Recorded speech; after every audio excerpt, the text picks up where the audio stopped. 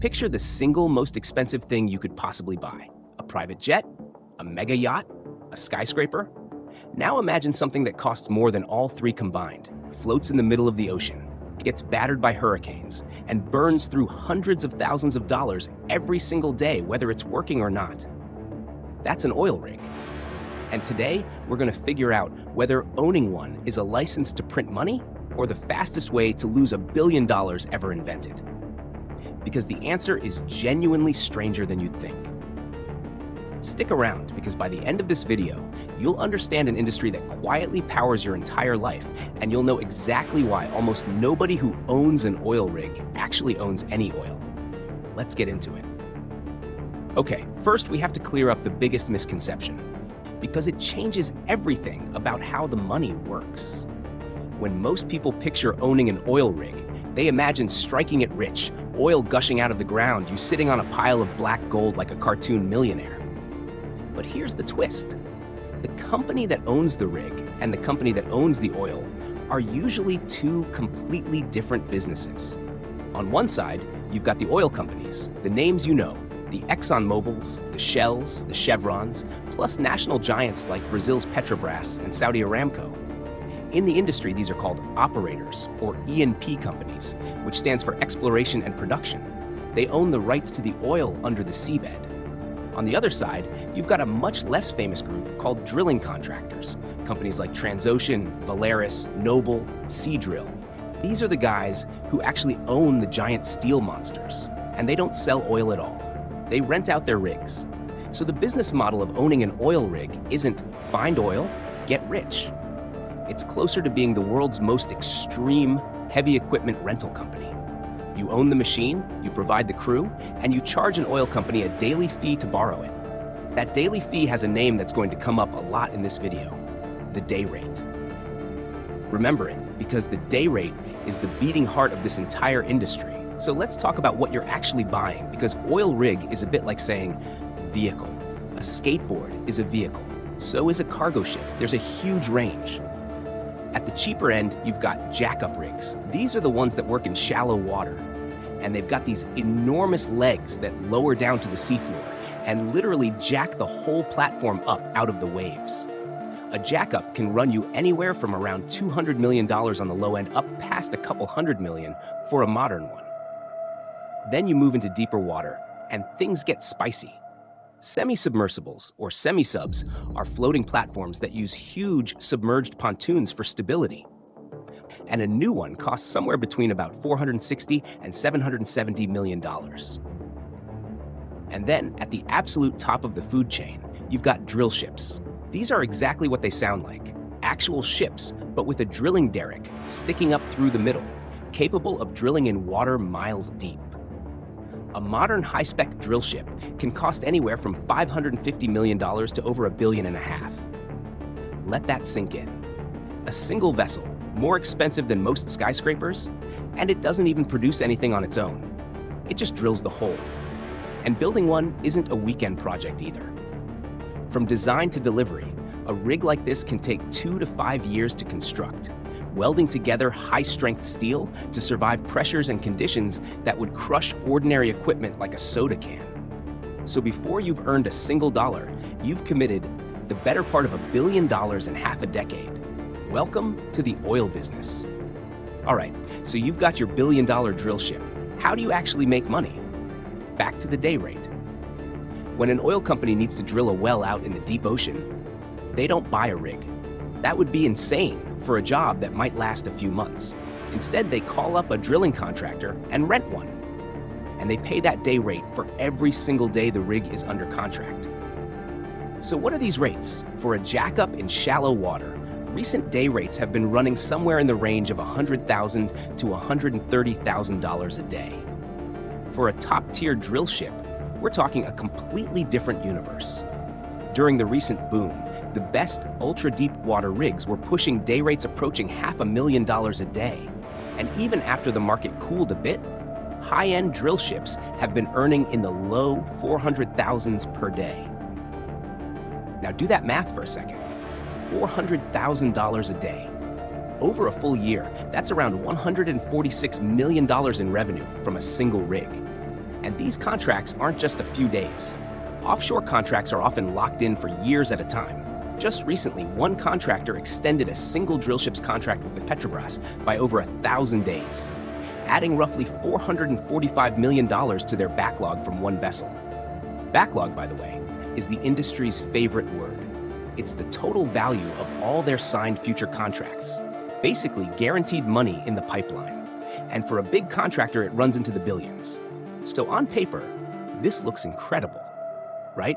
Buy a machine for $1 billion, rent it out for $146 million a year, pay it off in 7 years, and print money after that. If only. Because we haven't talked about the costs yet, and the costs are where dreams go to die. Here's the brutal reality nobody puts in the brochure. That day rate is revenue, not profit. A huge chunk of it gets eaten alive before you see a cent. First, there's the crew. An offshore rig is a floating town. You might have well over 100 people living on board in rotations: drillers, engineers, mechanics, electricians, medics, cooks, safety officers, all working in one of the most dangerous environments on Earth, all needing to be paid, fed, and flown out by helicopter. Then there's fuel, and these things are enormously thirsty. Then maintenance, which is relentless, because saltwater and steel are mortal enemies, and the ocean is trying to destroy your billion-dollar asset every single second of every single day. Then insurance, which on a billion-dollar vessel operating in hurricane zones is not cheap. Then there's mobilization, the cost of physically towing or sailing this monster to the drilling site, which can run into the hundreds of thousands of dollars just to move it. And here's the killer, the thing that makes this business genuinely terrifying. When a rig isn't working, it doesn't stop costing money. You still have to maintain it, insure it, and often keep a skeleton crew on board. In the industry, they call this stacking a rig. There's warm stacking, where you keep it more or less ready to go, and cold stacking, where you basically mothball it to save cash. But either way, an idle rig is a financial black hole. It's like owning a race car that costs you thousands of dollars a day, even when it's parked in the garage. And whether your rig is working or sitting idle comes down to one merciless number. And that number controls this entire industry. That number is utilization. Utilization is just the percentage of the time your rigs are actually under contract and earning. And here's the thing about offshore drilling that you absolutely have to understand. It is one of the most violently cyclical industries on the entire planet. When oil prices are high, everybody wants to drill. Demand for rigs goes through the roof, day rates skyrocket, and contractors are rolling in cash. But when oil prices crash, oil companies slam the brakes. They stop drilling, rigs sit idle, day rates collapse, and suddenly you're bleeding money on a fleet of billion-dollar machines that nobody wants to rent. And we're not talking about gentle ups and downs. Back in the 2014 oil crash, the industry got obliterated. Then 2020 happened, the pandemic, and for one truly surreal moment, oil prices actually went negative, meaning sellers were paying people to take oil off their hands. Day rates for top rigs collapsed from near $500,000 a day down into the $150,000 to $200,000 range. Contractors that had borrowed heavily to build these fleets couldn't cover their debts. Several of the biggest names in offshore drilling went through bankruptcy. Perfectly good rigs, machines that cost hundreds of millions of dollars to build, were sold for scrap, cut up for the value of their steel, because it was cheaper than keeping them alive. That's the nightmare scenario of owning an oil rig. You're not just betting on your own management, you're making a massive leveraged bet on the price of a global commodity that you have absolutely zero control over, that swings wildly based on wars, pandemics, and the decisions of a cartel on the other side of the world. So knowing all that, why would anyone stay in this business? Because when the cycle turns the other way, the profits are absolutely spectacular. And there's one number that explains why offshore has managed to survive at all. That number is the break-even price. And this is where the story gets genuinely surprising. The break-even is the oil price a project needs just to be worth doing. And for years, everyone assumed offshore was doomed because it seemed obvious that drilling miles under the ocean had to be wildly more expensive than just fracking a well on land in Texas. But the offshore industry did something remarkable over the last decade. They ruthlessly cut costs standardized their designs, and got dramatically more efficient. And break-even prices for deep water fell off a cliff. Some of the best offshore projects in the world now break even at somewhere around $30 to $43 a barrel. Brazil's famous pre-salt fields, oil trapped under a thick layer of salt deep beneath the ocean, can break even well below $40 in many cases, because the wells are just monsters, some of them producing tens of thousands of barrels a day each. To put that in perspective, a lot of American shale wells now need something like $60 to $65 a barrel just to justify drilling a new one. So this thing that everyone assumed was the expensive option quietly became one of the cheapest and most reliable sources of new oil on the planet. And that completely changed the calculation for the oil companies too. Because remember, they're spending millions of dollars a day to rent these rigs. A single deepwater well can cost anywhere from a few million to over $20 million to drill, and complex ones can take months. Every extra day the rig sits there drilling is another few $100,000 off the operator's budget, which is why there's this whole side industry obsessed with drilling faster, because shaving even 20% off a 2-month well can save an operator over $10 million on a single hole. So let's bring this right up to the present, because 2026 is a genuinely fascinating moment to be having this conversation. As of right now, oil is sitting in the low 70s a barrel for Brent, high 60s for the American benchmark. And it's actually been sliding down more than 20% in just the past month, because OPEC and its allies have been raising production, effectively flooding the market with more supply. So on the surface, that sounds bad for anyone drilling oil. But here's what's fascinating. The offshore drillers are betting big anyway, and I mean big.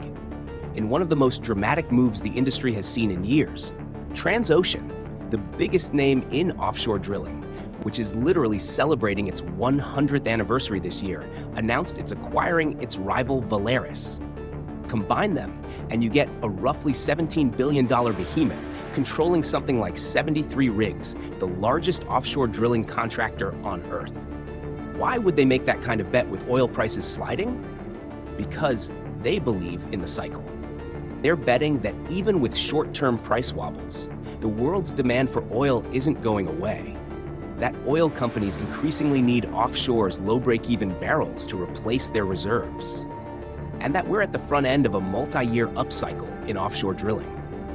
They're looking at their fleets being something like 80 to 90% contracted, at billions in locked-in backlog, and they're doubling down. Whether they're geniuses or whether they're about to get hammered by the next downturn, well, that's the billion-dollar question. And honestly, nobody knows for sure. That's exactly what makes this industry so wild. So let's answer the question we started with. Should you own an oil rig? Realistically, absolutely not. And now you understand why. To own even one, you'd need hundreds of millions to over $1 billion in capital, years of construction time, an army of specialized crew, nerves of steel to survive a commodity cycle that has bankrupted companies far bigger and smarter than you, and enough diversification to survive the years when your rig is a money pit instead of a money printer. This is not a business for individuals. It's a business for massive, sophisticated, deep-pocketed companies who can weather the brutal down years to enjoy the spectacular up years. But here's the fun part, and this is the little secret the video's been building toward. You don't actually have to buy a rig to bet on this industry. Those drilling contractors we've been talking about, Transocean, Valaris, Noble, Seadrill, they're publicly traded companies. Anyone can buy a share. So if you find yourself convinced that offshore drilling is heading into a golden upcycle, you can own a tiny sliver of that entire billion-dollar fleet for the price of a cup of coffee and let the professionals handle the hurricanes, the saltwater, and the 3 a.m. helicopter crew changes. Of course, and I have to say this, that stock will swing just as violently as the industry itself. So this is absolutely not financial advice, just an explanation of how the machine works. So there you have it. The economics of owning an oil rig come down to a beautiful, terrifying tension. On one side, machines that can earn you nearly $500,000 a day and hundreds of millions a year. On the other, costs that never sleep, a commodity price you can't control, and a boom and bust cycle savage enough to turn billion-dollar assets into scrap metal. It's one of the highest stakes games in the entire global economy, played out on floating cities in the middle of the ocean, quietly powering the fuel in your car, the plastic in your phone, and honestly, most of the modern world, while almost nobody watching ever thinks about it. Now you're not most people. If you learned something, if this rewired how you see those distant lights out on the horizon, do me a favor and hit that like button. It genuinely helps more than you know. And subscribe, because we break down the hidden economics of massive industries just like this one every single week. And I'm curious, would you take the bet? Billion-dollar rig, $500,000 a day when it's working, total money pit when it's not. If you found this video valuable, leave a like, subscribe, and comment below which business you want me to cover next.